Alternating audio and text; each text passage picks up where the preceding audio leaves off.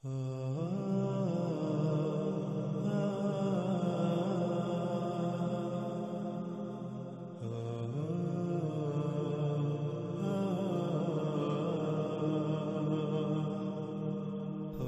باللہ من الشیطان الرجیم، بسم اللہ الرحمن الرحیم۔ ناظرین، ہمارے اس پروگرام کا موضوع موجودہ حالات کے تناظر میں وہ لوگ ہیں جو خود کو ملحد کہلواتے ہیں یا پھر ملحد کہتے ہیں۔ لفظ ملحد کا معنی کیا ہے، اس کے بارے میں بہت کم لوگ جانتے ہیں، اور اس کے برعکس اکثریت اس لفظ کو نہ صرف ایک گالی سمجھتی ہے بلکہ اس کا استعمال بھی بطور گالی ہی کیا جاتا ہے۔ اور اگر کوئی اس لفظ کا معنی بیان کرے گا، یعنی اگر آپ اس طبقے سے اس لفظ کے بارے میں سوال کریں جو اسے بطور گالی استعمال کرتا ہے، تو اول تو یہ کہ جواب کی امید ہی نہیں، دوم اگر جواب ملے گا تو یہ کہا جائے گا کہ ملحد بے دین کو کہا جاتا ہے۔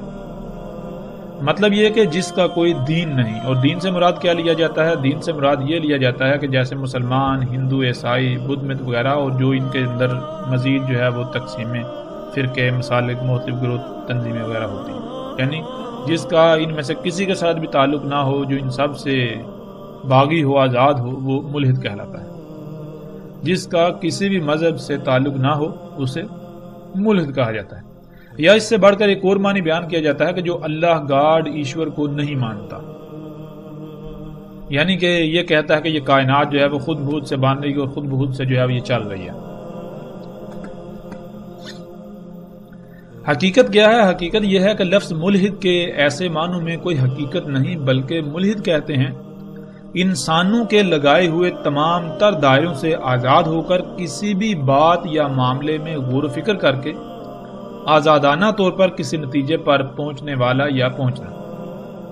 یعنی مثال کے طور پر آپ ایک ایسے شخص سے سوال کرتے ہیں جو خود کو مسلمان کہلواتا ہے یا سمجھتا ہے کہ اس ذات کے بارے میں بتاؤ جو کل کائنات کا خالق ہے، تو وہ شخص جب اس ذات کے بارے میں سوچے گا تو اسی دائرے میں رہ کر سوچے گا جس میں وہ پہلے سے بند ہے، یعنی کہ اسلام کے نام پر جو دائرہ ہے، مسلمان کے نام پر، اسی دائرے میں بند ہو کر وہ اسی دائرے کے اندر رہ کر وہ سوچے گا۔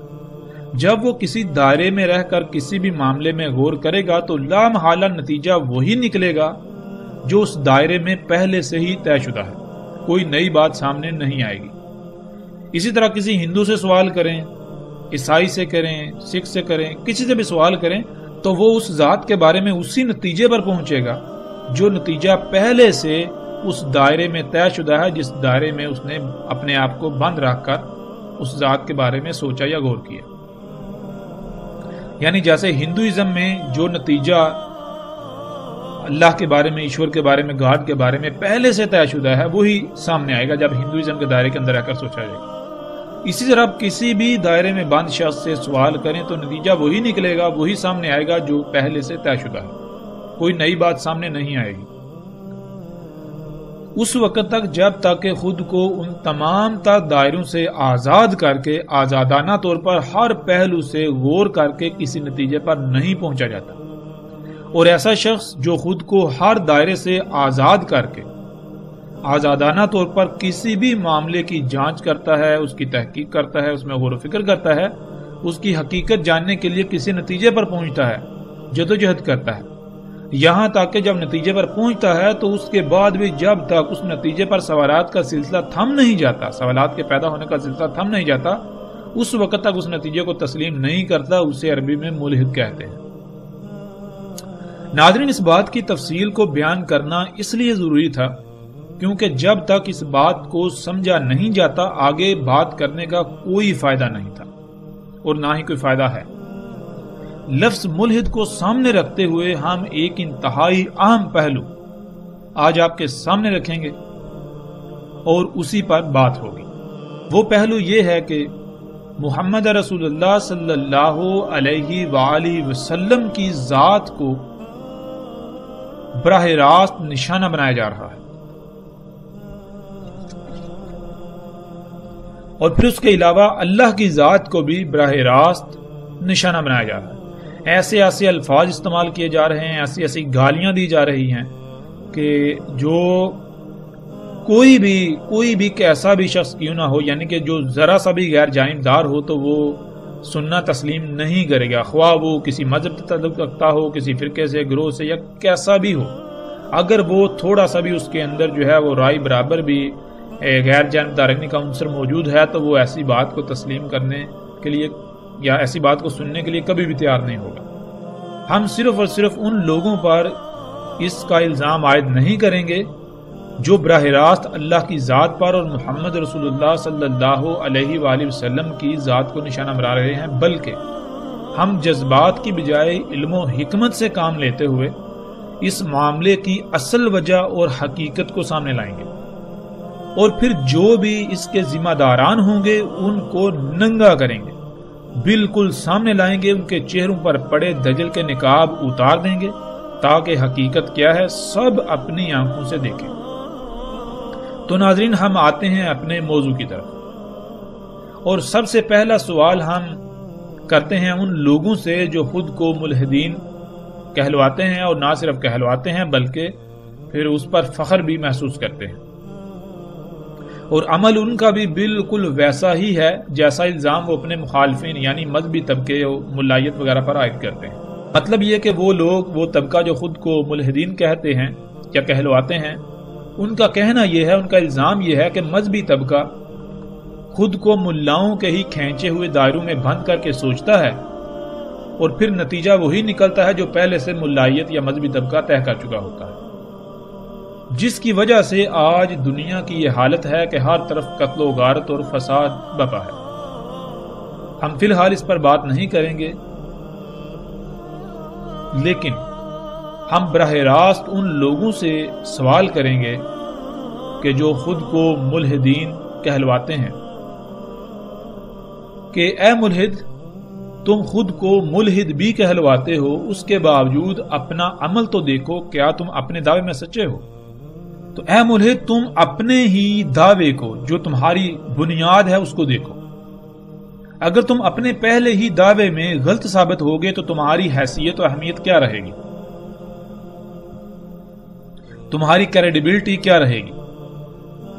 یعنی بات سیدھی سی ہے کہ جب تمہاری بنیاد ہی کالعدم ثابت ہو جائے، یعنی جس بنیاد پر تم دعویٰ کرتے ہو اگر اسی کا ہی وجود ختم ہو جائے، اسی کا وجود ہی ثابت نہ ہو، تو پھر تمہارا اپنا وجود بھی کالعدم ہو جاتا ہے، اس کی کوئی حیثیت و اہمیت و حقیقت نہیں رہتی۔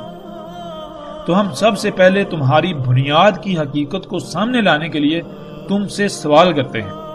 تم دعویٰ کرتے ہو کہ تم ملحد ہو، یعنی تمہاری بنیاد یہ ہے کہ تم کسی بھی معاملے پر جب بات کرتے ہو، کسی بھی پہلو پر بات کرتے ہو، تو سب سے پہلے خود کو تمام تر دائروں سے آزاد کر کے غور کرتے ہو، پھر جب کوئی نتیجہ سامنے آتا ہے تو اس نتیجے کو بھی اس وقت تک تسلیم نہیں کرتے کہ جب تک اس کے اوپر ویلڈ سوالات کا سلسلہ تھم نہ جائے۔ تو چلو بتاؤ، ہمارے سوال کا جواب دو۔ پہلا سوال یہ ہے کہ تم بذات خود ملا، پنڈت، پادری سمیت جتنا بھی مذہبی طبقہ ہے اس کو بالکل باطل سمجھتے ہو کہ ان کی نہ تو کوئی بنیاد ہے نہ ہی کوئی حقیقت، یعنی یہ سب فضولیات ہیں، ان کی کوئی اصل نہیں ہے، ان کی کوئی حقیقت نہیں، یہ سب ملا کے اپنے ہی دماغ کی اختراع ہے، یعنی کہ جو کچھ ملا یا جو مذہب ہے، یہ مذاہب تمام کتنا یہ ملا، پنڈت، پادری یا مذہبی طبقے کی اپنے ہی دماغ کی اختراع ہے، اس سے بڑھ کر اور کچھ نہیں۔ اس بنیاد پر تمہارا کہنا یہ ہے کہ ملا یا مذہبی طبقے کی کوئی بنیاد نہیں، اس لیے ان کی کسی بھی بات کی کوئی اہمیت و حیثیت نہیں ہے۔ یہ لوگ یعنی یہ طبقہ دنیا میں بالکل وہی حیثیت رکھتا ہے جو حیثیت جسم میں ان جراثیموں کی ہوتی ہے جو جسم کو نقصان پہنچاتے ہیں، جن کے وجود کو مٹانا ناگزیر ہوتا ہے۔ یعنی کہ دنیا میں جب تک یہ مذہبی طبقہ موجود ہے دنیا ترقی نہیں کرے گی، ترقی کی راہ میں رکاوٹ رہے گی، دنیا کی اصلاح نہیں ہوگی، یہ نہیں ہوگا، وہ نہیں ہوگا، لہٰذا اس طبقے کو جو ہے وہ سرے سے یہ ختم کر دینا چاہیے، ان کو تو جو ہے وہ ایٹم بم مار کے ختم کر دینا چاہیے، سب کو مٹا دینا چاہیے، یہ جو مذہبی طبقہ جتنا بھی ہے۔ بہرحال ٹھیک ہے، تمہاری بات ہم مان لیتے ہیں، ہم تمہاری بات سے اتفاق کرتے ہیں ایک لمحے کے لیے۔ اب اس بات کا جواب دو جن لوگوں کے وجود کے ہی تم قائل نہیں، جن کی ہر بات کو کوڑے کی ٹوکری میں پھینکنا چاہیے، انہی کے تراجم و تفاسیر کی بنیاد پر تم ایک ایسی شخصیت کی کردار سازی کر رہے ہو دن رات تم نے اس میں ایک کیا ہوا ہے، دن رات اس شخصیت کی ذات کے اوپر، پھر نہ صرف اس شخصیت بلکہ اللہ کی ذات کو بھی براہ راست نشانہ بنا رہے ہو، یعنی جس ذات کے بارے میں تمہارے پاس ایک حرف بھی ایسا نہیں جسے تم سچا ثابت کر سکو۔ اور پھر حقیقت کیا ہے؟ حقیقت یہ ہے کہ تم اپنی ہی خواہش، ضد، حسد، انا پرستی کے ایک نہیں بلکہ طرح طرح کے دائروں میں بند ہو کر اس شخصیت، اس ذات پر سوچتے ہو، اور نہ صرف انہی دائروں میں پہلے سے طے شدہ نتائج تک پہنچتے ہو، وہ نتائج سامنے آتے ہیں، بلکہ پھر ان کی کھل کر تشہیر بھی کرتے ہو۔ اگر تم ملحد ہو تو پھر یہ بتاؤ کہ جس شخصیت کی کردار سازی تم کر رہے ہو، اس شخصیت پر تم نے آزادانہ طور پر ہر دائرے سے نکل کر تحقیق کی، یا پھر پہلے تم نے خود ایک دائرہ کھینچا، وہ کیا کہ اس شخصیت کے بارے میں جاننے کے لیے، اس شخصیت پر تحقیق کرنے کے لیے، یا اس شخصیت کے اوپر بات کرنے کے لیے تم اسی طبقے کے لٹریچر، اسی طبقے سے استفادہ کرو گے، اسی طبقے کو بنیاد بناؤ گے جس کے وجود کے تم خود قائل ہی نہیں، یعنی صرف مذہبی طبقے کے لٹریچر کو ہی بنیاد بنایا جائے گا اور اس سے باہر نہیں نکلا جائے گا۔ تو اب تم خود بتاؤ کہ تم ملحد ہو یا پھر تمہاری حقیقت کیا ہے؟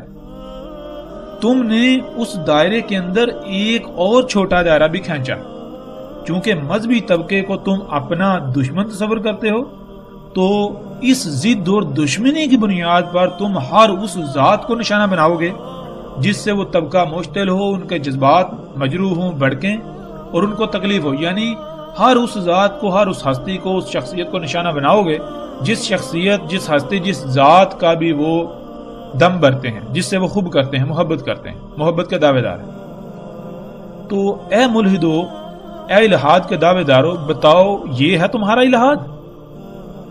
تم تو خود ان سے بھی چھوٹے اور حقیر ترین دائرے میں بند ہو جن پر تم خود دائروں میں بند ہونے کا الزام لگا رہے ہو، الزام لگاتے ہو۔ اب بتاؤ تمہاری اپنی اصل حقیقت کیا ہے؟ تمہاری بنیاد کیا ہے؟ تمہاری تو اپنی بنیاد ہی کالعدم ثابت ہوگی، بنیاد ہے ہی نہیں، تم تو اپنے پہلے ہی دعوے میں جھوٹے نکلے، یعنی کہ تم دنیا کو دھوکہ دینے کے لیے الہاد کی جو ہے وہ تم نے چھڑی استعمال کر رہے ہو، الہاد کو تم نے وہ ایک ڈال بنایا ہوا ہے اپنے لیے۔ تم دعوے دار اس بات کے ہو کہ تم ہر معاملے میں تمام تر لکیروں، حدود و قیود، دائروں سے آزاد ہو کر سوچتے ہو، اس کے بعد کسی نتیجے پر پہنچتے ہو، بلکہ اس سے بھی بڑھ کر جب تک اس نتیجے پر پیدا ہونے والے سوالات کا سلسلہ تھم نہ جائے اور تمہیں اطمینان نہ ہو جائے، اس وقت تک تم نتیجہ تسلیم نہیں کرتے۔ تو بتاؤ جن ذاتوں کو دن رات تم نشانہ بنا رہے ہو، ان کے معاملے میں تمہارا الہاد کہاں گیا؟ یعنی تم بھی بالکل اسی طرح منافق ہو جیسے تم اپنے مخالفین کو ثابت کرتے ہو، بلکہ تم تو ان سے بھی کئی گنا بڑھ کر بڑے ہی پختہ ترین اور ذلیل ترین منافق ہو۔ جو تم کہتے ہو حقیقت تمہاری وہ ہے ہی نہیں، حقیقت تم اپنی چھپاتے ہو۔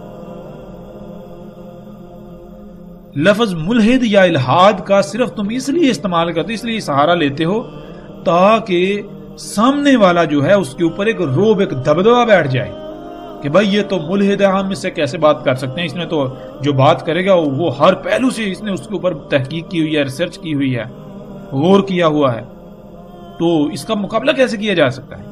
صرف تم اس کا سہارا لیتے ہو، حقیقت کچھ اور ہے تمہاری۔ حقیقت کیا ہے؟ اللہ کے فضل سے ہم اس کو کھول کر رکھیں گے تمہارے سامنے۔ تو یہ بتاؤ کہ جب تم قرآن کی بات کرتے ہو، اس کی آیات کی بات کرتے ہو، تو تمہاری بنیاد تراجم و تفاسیر ہوتے ہیں۔ ان تراجم و تفاسیر اور روایات کی بنیاد پر تم قرآن میں اختلافات تلاش کر کے سامنے لاتے ہو اور اپنے سچا ہونے کا دعویٰ کرتے ہو۔ اب ذرا یہ بتاؤ، تھوڑا غور کرو، اپنے ہی گریبان میں جھانکو، کہلواتے تو خود کو ملحد ہو، لیکن اس معاملے میں بھی تمہاری مثال بالکل اس شخص کی سی ہے کہ جس کو ہاتھی دیکھنے کا تو بہت شوق تھا، بہت شوق تھا، اس نے ہاتھی نہیں دیکھا ہوا تھا، اور پھر اس کا پالا ایک ایسے شخص سے پڑا جسے خود بھی ہاتھی کا علم ہی نہ تھا۔ لیکن ہوا کیا؟ وہ شخص جس سے اس کا پالا پڑا وہ الٹا ہاتھی والا ہونے کا بھی دعوے دار تھا کہ میرے پاس ہاتھی ہے۔ اب کیا ہوا یوں کہ دونوں کا آپس میں رابطہ ہوا، ملاقات ہوئی، اور ملاقات کے دوران وہ اس کے سامنے ایک بھینس لے آیا، کیونکہ وہ بھی اسے ہاتھی ہی سمجھتا تھا۔ تو اس نے ہاتھی دیکھ لیا۔ جب اس نے ہاتھی دیکھ لیا تو اس کا معاملہ ایسا ہوا کہ جیسے اس کے ہاتھ کوئی بہت بڑا راز لگ گیا ہو۔ اس کی زمین کے اوپر اس کے پاؤں نہیں لگ رہے، پھولا نہیں سما رہا۔ وہ بستی میں گیا اور چیخنا چلانا شروع کر دیا کہ لوگو لوگو لوگو، دیکھو تمہارے پاس جو ہاتھی کے بارے میں معلومات ہیں وہ غلط ہیں، یعنی کہ تم جسے ہاتھی کہہ رہے وہ بکری ہے، اور خود کو وہ سچا اور باقی سب کو غلط سمجھتے ہوئے فخر کے ساتھ بھینس کو ہاتھی بنا کر پیش کر رہا تھا۔ بہرحال آگے جو سامنے والے تھے ان کا معاملہ یہ تھا، وہ انہوں نے بکری کو ہاتھی بنایا ہوا تھا، بکری کو ہاتھی سمجھتے تھے۔ اب ظاہر ہے وہ اسے کیا جواب دیں گے؟ اب وہ جو شخص ہے جو بھینس کو ہاتھی بنا کر پیش کر رہا تھا اس کے سامنے سب لاجواب، کوئی اس کو جواب نہیں دے رہا۔ اس وجہ سے وہ پھر مزید پھولتا گیا اور اس نے کہا جی بس میں ہی ہوں۔ تو بالکل اسی طرح تمہارا معاملہ بھی بالکل یہی ہے کہ نہ تم خود قرآن کو جانتے ہو کہ قرآن کیا ہے، اور نہ وہ جن سے تمہارا پالا پڑا، جس کو وہ لوگ تمہیں قرآن بنا کر پیش کرتے ہیں، تم اسی کی بنیاد پر قرآن کو غلط اور خود کو سچا ہونے کے دعوے دار بنے پھرتے ہو۔ اگر ذرا سی بھی تم میں عقل ہوتی تو عقل کے اندھوں کبھی غور تو کر لیا ہوتا کہ قرآن میں اختلاف ثابت کرنا ہے، نہ کہ تراجم و تفاسیر میں۔ تمہارا معاملہ بالکل ایسا ہے کہ تمہارے سامنے ایک شے بنا کر رکھی اور تمہیں کہا جی اس میں کوئی خامی تلاش کرو، تو تم نے کیا کیا کہ تمہیں وہ شے نظر ہی نہ آئی، تم اندھے ہو گئے۔ تمہارے سامنے کسی نے ایک نقل لا رکھی اور تم نے اس نقل میں جب دیکھا تو اس میں تو اختلافات تھے، تضادات تھے، تو اس نقل کے اختلافات کو، تضادات کو تم نے اصل کے اوپر تھوپنا شروع کر دیا، منطبق کرنا شروع کر دیا، اصل سے منسوب کرنا شروع کر دیا۔ اب کوئی بھی ایسا شخص عقل مند ہو سکتا ہے؟ تم خود ہی فیصلہ کرو۔ تو اب یہ ہے کہ تم نے قرآن میں اختلافات ثابت کرنے کے لیے تراجم و تفاسیر ان کو استعمال کیا۔ ہاں ایک شرط پر تم تراجم و تفاسیر اور روایات وغیرہ کو بنیاد بنا سکتے ہو اگر قرآن خود اس کی اجازت دے تب، ورنہ اس کے باوجود تم اگر ایسا کرتے ہو تو جان لو دنیا میں سب سے بڑا بیوقوف اور جاہل کوئی دوسرا نہیں ہو سکتا تمہارے سوا، تمہارے علاوہ، تم سے بڑھ کر۔ عقل کے اندر جس شے کے بارے میں بات کرنا مقصود ہو تو اس کے بارے میں سب سے پہلے شرط ہے کہ علم ہونا لازم ہے، علم ہونا شرط ہے۔ جب بات تم قرآن پر کرنی ہے، جب تمہیں بات قرآن پر کرنی ہے، مگر حقیقت کیا ہے؟ حقیقت یہ ہے کہ تمہیں علم اس حد تک بھی نہیں کہ قرآن ہے کیا، لفظ قرآن کا تمہیں نہیں علم، اور قرآن میں اختلافات کے دعوے کر رہے ہو۔ کیا تم سے بڑا کوئی اور جاہل ہو سکتا ہے؟ تم سے بڑا کوئی جاہل ہو سکتا ہے؟ پھر آؤ اگلے سوال کی طرف۔ تم خالق کائنات کا انکار کرتے ہو، تم جب خود کو ملحد ہونے کا دعویٰ کرتے ہو تو تمہیں اس بات کا تو ضرور علم ہوگا کہ کسی بھی شے کے انکار کے لیے اس کے بارے میں مکمل علم ہونا شرط ہے۔ یعنی مثال کے طور پر اگر تمہارے سامنے میں جوتا رکھ دوں اور یہ کہوں کہ یہ کیک ہے تو کیا تم مان لو گے؟ ظاہر ہے نہیں مانو گے نا۔ تو ذرا جواب دو وہ کون سی وجہ ہے جس کی بنیاد پر تم نے یہ کہا کہ یہ کیک نہیں ہے؟ کیا وہ علم نہیں؟ یعنی تمہیں علم ہے کہ کیک کیا ہوتا ہے، اسی لیے تو تم نے کہا کہ یہ کیک نہیں ہے۔ تو کسی بھی شے کا انکار کرنے کے لیے سب سے پہلے یہ شرط ہوتی ہے کہ آپ کو اس کے بارے میں صحیح علم ہو، آپ اصل کو جانتے ہوں، اصل کے بارے میں آپ کو علم ہو، تب آپ نقل کا انکار کر سکتے ہیں۔ تو اصولاً دنیا کا کوئی ملحد ایسا نہیں ہے جو اس ذات کا انکار کرتا ہو جو خالق ہے، جو نظام چلا رہی ہے۔ اب وہ کیسی ہے، کیا ہے، وہ الگ موضوع ہے، بشرطے کہ وہ ملحد ہو، نہ کہ محض زبان سے دعوے دار اور عمل اس کے برعکس یعنی منافق۔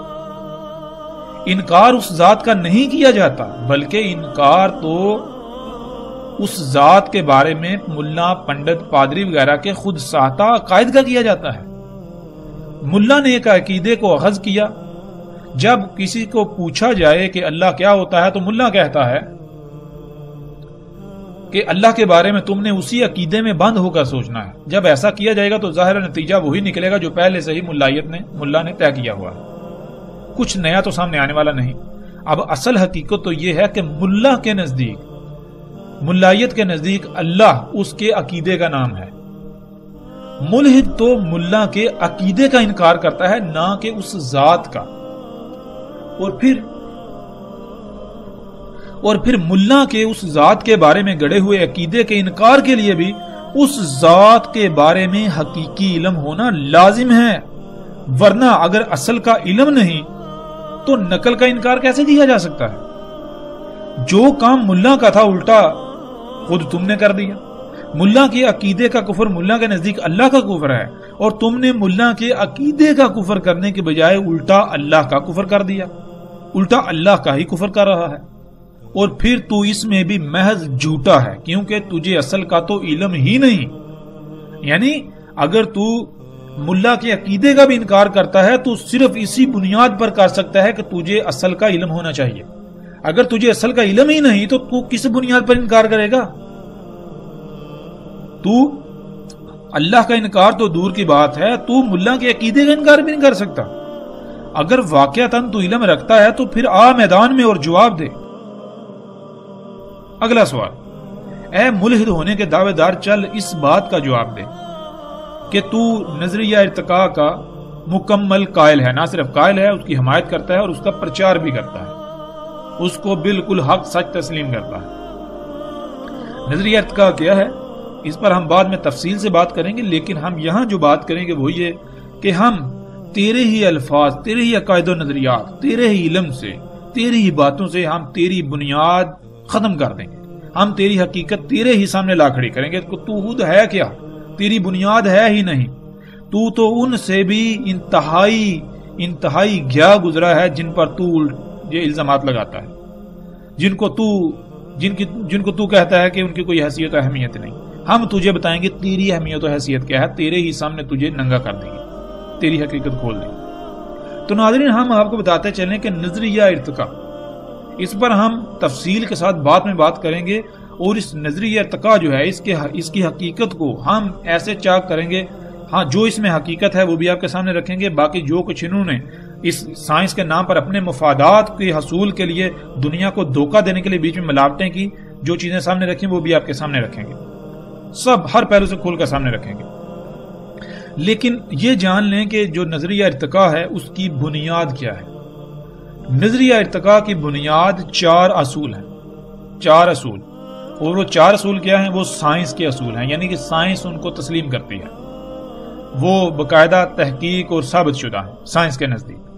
سائنس جو یہ کہتے ہیں پرووڈ علم، تو وہ چاروں کے چاروں اصول جو ہیں وہ پرووڈ ہیں۔ ان میں سب سے پہلا اصول کیا ہے کہ تغیرات، یعنی کہ نظریہ ارتقاء جن 4 اصولوں کی بنیاد پر کھڑا کیا گیا، وضع کیا گیا، گھڑا گیا، ان میں سب سے پہلا اصول ہے تغیرات۔ تغیرات کسے کہتے ہیں؟ مثال کے طور پر ناظرین، آپ ایسا کریں کہ کسی ایک جانور کو اپنے سامنے رکھیں، آپ ایسا کریں کہ آپ گائے کی مثال لے لیں، تو آپ گائے کو دیکھتے ہیں کہ جتنی بھی گائے ہوتی ہیں، اگر آپ ایک سے زائد گائے اپنے سامنے رکھیں، 10 20 40 50 گائے ان کو اپنے سامنے رکھیں، تو آپ دیکھیں گے کہ ہر گائے جو ہے اس میں وہ ایک جیسی نہیں ہے۔ کسی کے سینگ چھوٹے ہیں، بڑے ہیں، موٹے ہیں، پتلے ہیں، آنکھوں کا رنگ کسی کا کچھ اور ہے، کسی کا کچھ ہے، اس طرح کوئی گائے دبلی ہے، کوئی پتلی ہے، کسی کا قد بڑا ہے، کسی کا چھوٹا ہے، کسی کی ٹانگیں پتلی ہیں، موٹی ہیں۔ یعنی کہ آپ کو یہ جو تبدیلیاں ہیں یہ نظر آئیں گی، تبدیلیاں نظر آئیں گی۔ اور یہ تبدیلیاں کیوں ہوتی ہیں، کیوں واقع ہوتی ہیں؟ یہ ہوتی ہیں جو جس فارمولے سے اس مخلوق کو خلق کیا گیا، اس فارمولے کے اندر جو تبدیلیاں ہوتی ہیں وہ کیا ہے؟ اس فارمولے کو یہ سائنس جو ہے یہ کہتے ہیں جی ڈی این اے، اور ڈی این اے کے اندر جو جزوی معلومات ہوتی ہیں ان کو کہتے ہیں جینز۔ تو یعنی جین جو ہے ان کے اندر، یعنی کہ اس گائے کا جو جین ہے جو رنگ کا جینز ہے اس میں یعنی یہ معلومات تھی سرخ رنگ تو سرخ رنگ کی گائے بنی، اس کے یعنی سینگوں کے جین میں یہ انفارمیشن تھی، اس انفارمیشن کے مطابق جو ہے وہ سینگ وجود میں آئے۔ تو یعنی جب ہم دیکھتے ہیں کہ یہ تغیرات ہیں جینز کے اندر، تو اسی طرح کہ جو جنس کا تعین کرتے ہیں وہ بھی جینز ہیں۔ جب جینز کے اندر تبدیلی ممکن ہے، اٹل حقیقت ہے، ہم دیکھتے ہیں وہ تبدیل ہوتے ہیں، ان کے اندر تبدیلیاں ہیں چھوٹی بڑی سطح پر، تو جو جنس کے جو جینز ہیں ان میں بھی تبدیلی ممکن ہے اور تبدیلی ہوتی ہے۔ اسی وجہ سے پھر قد چھوٹا بڑا وہ شکلوں میں فرق ہوتا ہے۔ تو اس حد تک تبدیلی ہونا کہ جنس مکمل طور پر تبدیل ہو جائے، اس سے کیا ہوتا ہے، اس سے پھر کائنات میں نئی مخلوقات آتی ہیں، یعنی کہ ایک ہی مخلوق سے آگے دوسری مخلوق آئی، اسی سے تیسری، اس سے چوتھی، پانچویں، اس طرح یہ سلسلہ جو ہے وہ کبزیر ہوا۔ اس طرح جو ہے وہ مخلوقات بڑھتی چلی جا رہی ہیں، ایک سے دو، اس سے پھیلتی اس طرح یہ تغیرات جو ہیں یہ اس چیز کی گواہی ہیں کہ اس طرح جو ہے یہ ارتقا ہوا زمین پر حیات جو ہے اس طرح۔ بہرحال حقیقت کیا ہے ہم اس کے اوپر بعد میں بات کریں گے۔ تو سب سے پہلا جو اصول تھا بنیادی وہ یہ تھا تغیرات، اور بلا شک و شبہ یہ تغیرات حقیقت ہے، آپ دیکھ لیں آپ کو یہ نظر آئیں گے۔ اب دوسری، ان تغیرات کی بنیاد پر جب ایک نئی جنس آتی ہے، ایک نئی مخلوق آتی ہے دنیا میں، تو چونکہ وہ نئی ہوتی ہے تو اس کے لیے سب کچھ نیا ہوتا ہے، آب و ہوا، حالات و واقعات، گرمی سردی، موسموں کی شدت، تو سب کچھ نیا ہوتا ہے۔ اب اس نے اگر سلامت رہنا ہے، اپنے آپ کو اس دنیا میں سروائیو کرنا ہے، اپنی نسل بڑھانی ہے، تو پھر اسے کوشش کرنی پڑے گی اپنی بقا کی جد و جہد کرنی پڑے گی، اپنے آپ کو بچانے کے لیے کوشش کرنا پڑے گی، یعنی ان حالات کا مقابلہ کرنا پڑے گا۔ اس کو کہتے ہیں بقا کی جنگ، یعنی کہ اپنی بقا کے لیے جد و جہد کرنا، حالات سے مقابلہ کرنا، ان کے سامنے ڈٹ جانا۔ تو جو مخلوقات، یہ جو اصول ہے، اس اصول کی بنیاد پر پھر یہ سائنس یہ کہتی ہے، ان ملحدین کا یہ کہنا ہے کہ جو مخلوقات اپنی بقا کی جنگ میں کامیاب ہو جاتی ہیں تو وہ ان کی نسل پھیل جاتی ہے زمین میں، وہ نظر آتے ہیں ہم جاندار مخلوقات۔ اور جو اپنی بقا کی جنگ ہار جاتی ہیں، جو مخلوقات اپنی بقا کی جنگ ہار جاتی ہیں تو فطرت ان کو فنا کر دیتی ہے، ان کے یعنی کہ وہ خاتمہ ہو جاتا ہے ان کا۔ یہ تھا دوسرا اصول، بقا کی جدوجہد، بقا کی جنگ۔ تیسرا اصول وہ کیا ہے؟ وہ یہ ہے کہ فطرت کا انتہا، یعنی کہ تغیرات کی وجہ سے نئی مخلوقات آتی ہیں، وہ نئی مخلوقات اپنی بقا کی جنگ لڑتی ہیں، اس کے بعد جو باقی رہ جاتی ہیں، یعنی کہ اپنی بقا کی جنگ جدوجہد میں کامیاب ہو جاتی ہے، اپنا وجود برقرار کر لیتی ہیں، تو اس کے بعد بھی فطرت نے انتخاب کرنا ہوتا ہے کہ آیا ان کا وجود تسلیم کیا جائے گا یا نہیں کیا جائے گا۔ تو وہ کیا ہوتا ہے کہ فطرت یہ کہتی ہے کہ جو میرا متی رہے گا، جو میرا فرما بردار رہے گا، جو میرا تابع رہے گا، یعنی کہ جو فطرت کے قوانین کی وائلیشن نہیں کرے گا، جو فطرت کی ضد نہیں بنے گا، جو فطرت کے ساتھ دشمنی نہیں کرے گا، فطرت کے اوپر قائم ہو جائے گا، جو فطرت کو تسلیم کر لے گا، اس کے اندر ڈھل جائے گا، تو فطرت اس کا وجود تسلیم کرتی ہے، اس کو جگہ دیتی ہے۔ لیکن اگر کوئی فطرت سے مطابقت نہ رکھے، یعنی فطرت سے دشمنی کرے، فطرت کے خلاف چلے، فطرت کے قوانین کی وائلیشن کرے، تو پھر فطرت جو ہے اس کو فنا کر دیتی ہے، اس کا وجود ختم کر دیتی ہے، مٹا دیتی ہے۔ اب ناظرین، جو چوتھا اصول ہے وہ انہی تین بنیادی اصولوں کا نچوڑ ہے، تو اس کے اوپر ہم نہیں جائیں گے، اس لیے کیونکہ ہمارا جو اصل نقطہ ہے وہ تھا یہ ان چار بنیادی اصولوں میں سے یہ جو اصول ہے فطرت کا انتخاب، یعنی اگر انگلش میں کہیں تو نیچرل سلیکشن۔ فطرت جس کا انتخاب کرتی ہے وہ مخلوقات جو ہے وہ زمین پر دنیا میں رہ سکتی ہیں، فطرت جسے ریجیکٹ کر دے، مسترد کر دے، تو ان کا وجود کالعدم ہو جاتا ہے، وہ فنا ہو جاتی ہیں، فطرت انہیں مٹا دیتی ہے۔ لیکن اس کے لیے فطرت جو ہے وہ خود سے نہیں کرتی کہ دیکھو اس کو ہٹا دیا جائے، مٹا دیا جائے، اس کو رکھا جائے، نہیں۔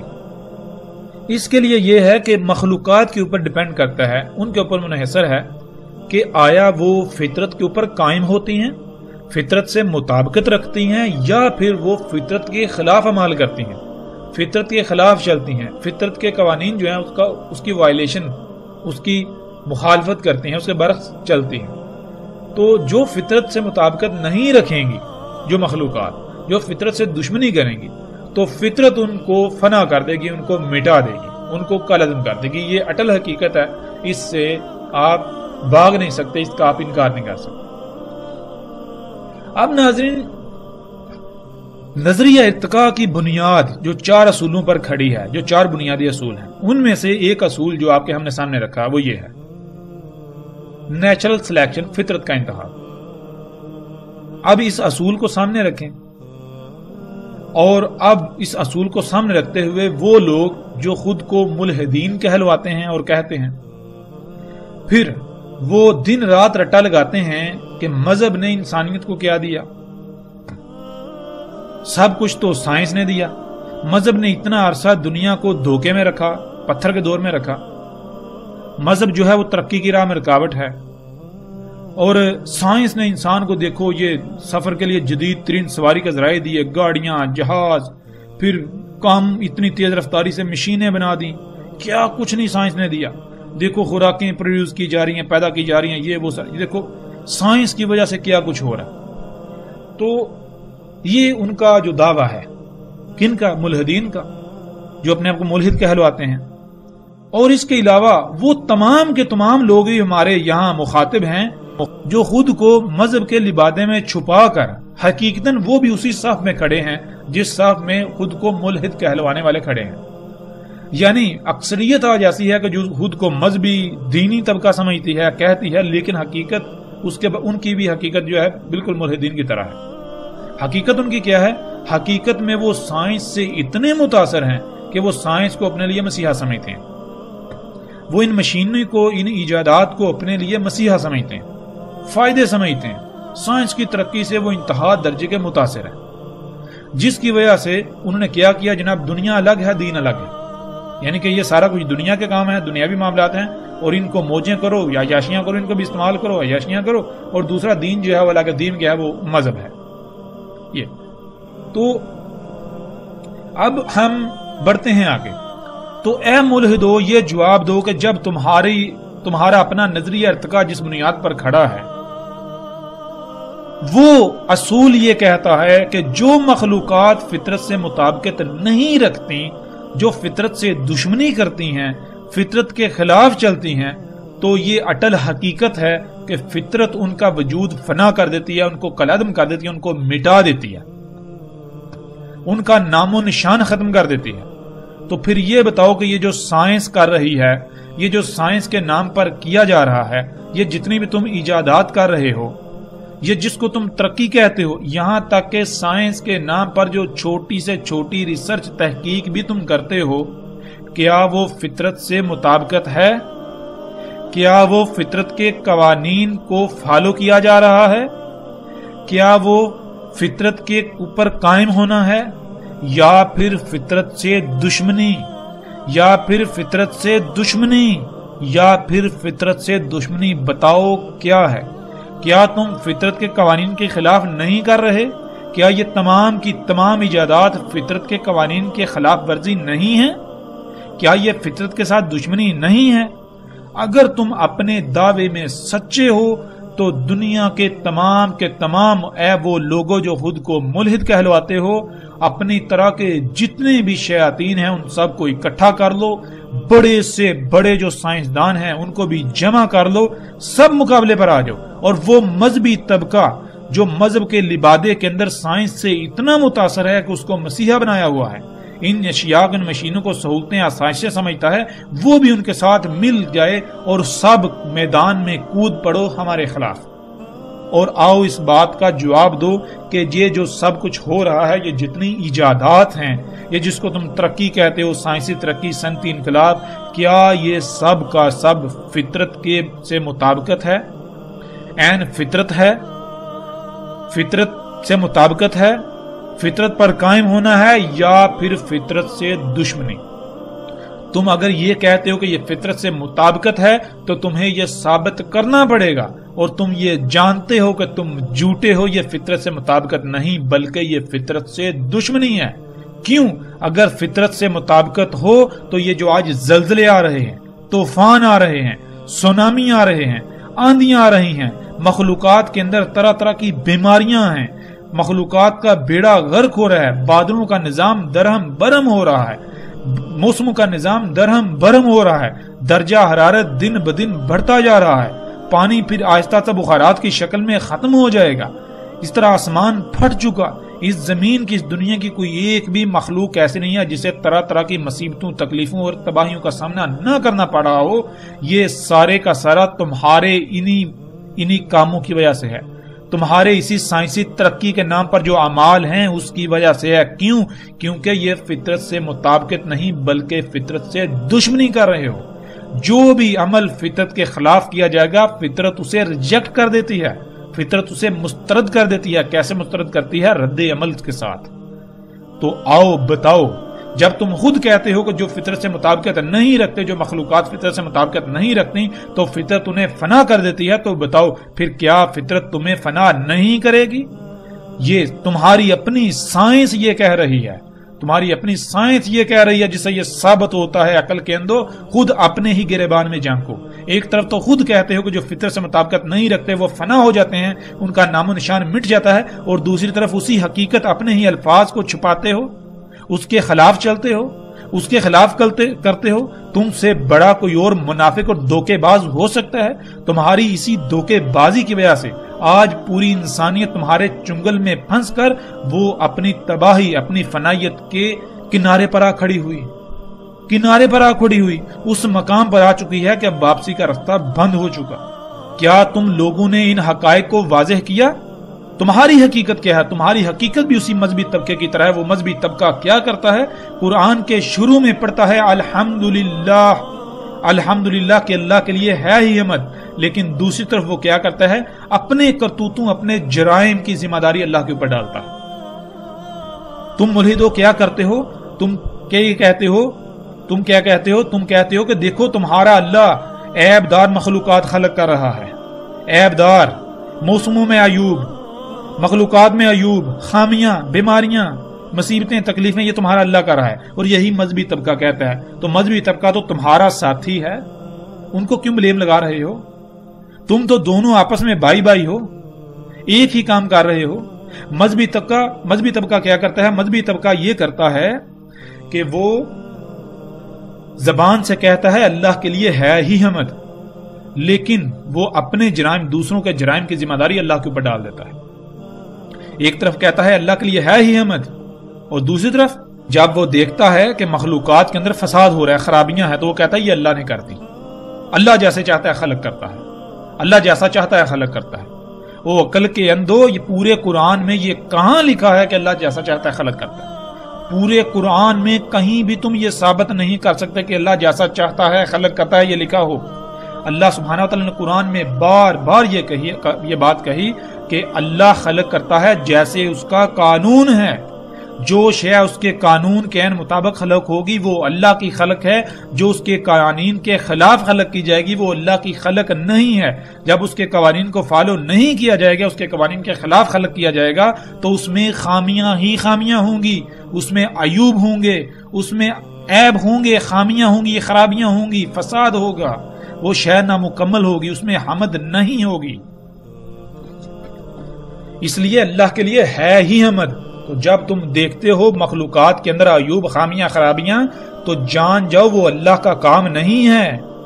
حمد اس میں ہوتی ہے جس میں ایک رائی برابر بھی خامی، خرابی یا کجی نہ ہو، لیکن یہاں تو ہر مخلوق کے اندر خامیاں، خرابیاں اور کجیاں ہیں۔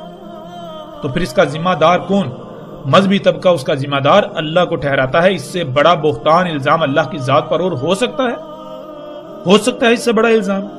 اے مذہبی طبقے تو خود غور کر، تو ایک بات کرتا ہے، تو ایک کام کرتا ہے، تیرے اسی کام پر، تیری اسی بات پر تنقید کی جائے، حالانکہ تو غلط ہوتا ہے، تیرے تنقید برداشت نہیں ہوتی، اس کے باوجود کہ تو غلط ہوتا ہے، تجھے پتا ہوتا ہے میں غلط ہوں، لیکن کیا کرتا ہے تو اپنی خامی کو، اپنے جرم کو دوسرے کے اوپر ڈال دیتا ہے، دوسرے کو ذمہ دار ٹھہرا دیتا ہے، نہیں جی یہ غلطی اس کی وجہ سے ہوئی۔ تو پھر یہ جان لے، یہ بتا کہ وہ ذات جس کے لیے ہے ہی حمد، وہ جب خلق کر دیا تو وہ خامیوں والا، کجیوں کوتاہیوں والا خلق کرے گی، عیب دار خلق کرے گی، نامکمل خلق کرے گی؟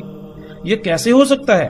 یہ تو نے کیسے جرأت کر لی؟ اتنا بڑا بہتان اللہ کی ذات پر تو باندھ رہا ہے، کیا تجھے یہ علم ہے کہ ان جرائم کا ذمہ دار کون ہے؟ ان جرائم کا ذمہ دار وہی طبقہ جو خود کو ملحد کہلواتا ہے، اور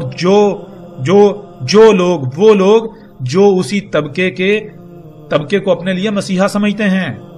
یہ جو سائنسی ایجادات کے حامی ہیں، جو سائنسی ایجادات کو سائنس کو اپنے لیے مسیحا سمجھتے ہیں، جو دن رات سائنس کرتے ہیں، ان ایجادات کے بارے میں جو ہے وہ باتیں کرتے ہوئے، ان کی تعریف کرتے ہوئے تھکتے نہیں ہیں۔ انسانیت کو ہم نے یہ دیا، وہ کیا۔ یہ جتنی سائنسی ترقی ہے، اس سائنسی ترقی کی وجہ سے کائنات میں فساد ہوا، ہر شے درہم برہم ہوئی۔ یہ وجہ ہے۔ اے مذہبی طبقے، خود غور کر، تو قرآن میں پڑھتا ہے اللہ احسن الخالقین، اللہ احسن الخالقین ہے۔ خالق، غور کر، خالقین جو ہے کیا وہ جمع کا صیغہ نہیں؟ کیا خالقین ایک خالق کو کہا جاتا ہے یا ایک سے زیادہ خلق کرنے والوں کو؟ جب خالقین جمع کا صیغہ ہے، ایک سے زائد خلق کرنے والے ہوتے ہیں، تو اللہ کہہ رہا ہے ان ایک سے زائد خلق کرنے والوں میں صرف اور صرف اللہ ہے جو احسن ہے، جو احسن خلق کرتا ہے۔ احسن کسے کہتے ہیں؟ جس سے بہتر، جس سے بہترین اور کچھ ہو ہی نہیں سکتا۔